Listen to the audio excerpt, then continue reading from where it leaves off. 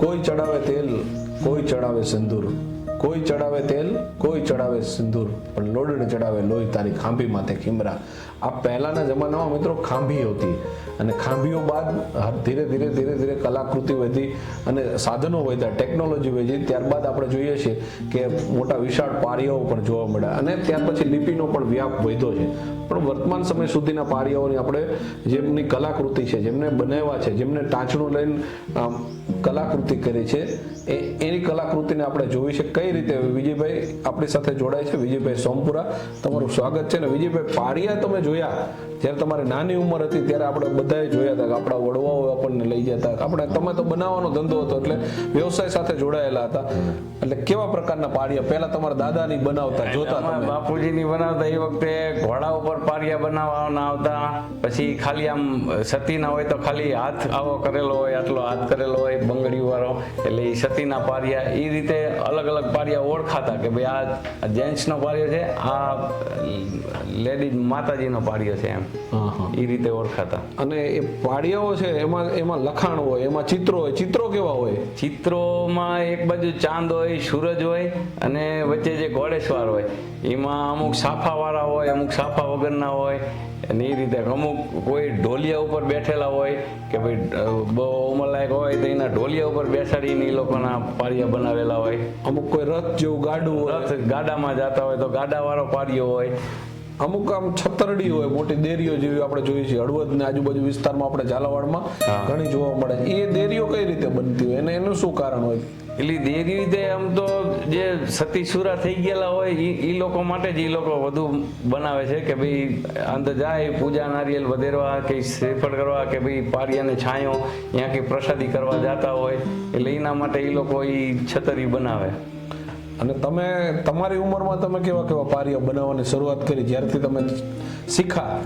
આમ તો પરિવારમાં આ શીખવાનું ન હોય, કારણ કે આપણે જ્યારે હાથ મજબૂત થતા હોય ને તો ઓટોમેટિક આ એક એક્સરસાઇઝ છે મિત્રો. જીમમાં જવાની જરૂર ન પડે, કારણ કે એ પરિવારને ત્યારે વ્યવસાય હતો.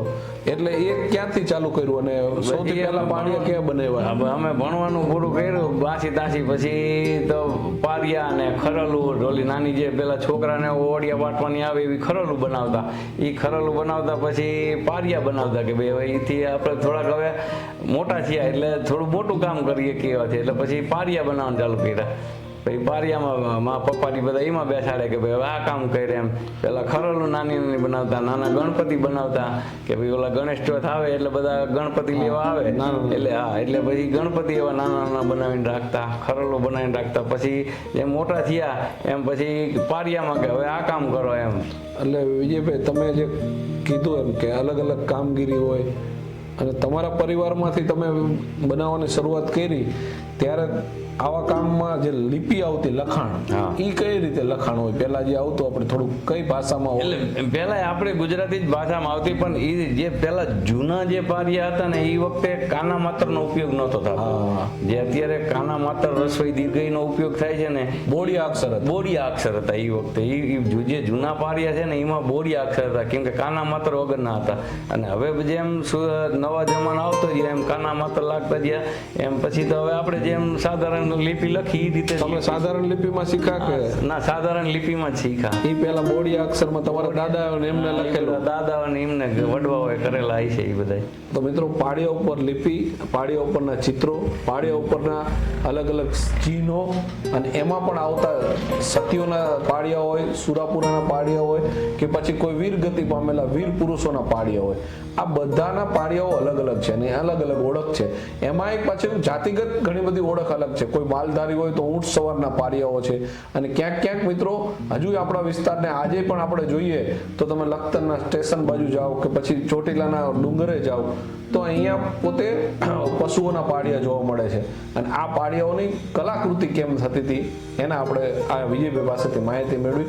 અને ખાસ કરીને મેં કહ્યું એમ કે પાડિયાઓ પૂજાય છે આજે પણ, એના ઘડવૈયાઓ પણ એટલી જ હદે એમાં મહેનત હોય છે. જેમ મેં કહ્યું એમ, જે વીર ગતિએ પામેલા વીર પુરુષોએ દેશ માટે, ગાયો માટે, બેન દીકરીઓ માટે બલિદાન દીધા છે એના પાડિયાઓ છે. પરંતુ જેમને ભગવાનનું જ્ઞાન, ભગવાન તો સીધું વરદાન છે, અને એ લીધે જ એમને કલાકૃતિમાં એમની એક કલા આગવી છે. એવી કલાને આપણે જોઈ રહ્યા હતા. તમામ દર્શક મિત્રોનો ખૂબ ખૂબ આભાર. આભાર દર્શક મિત્રો.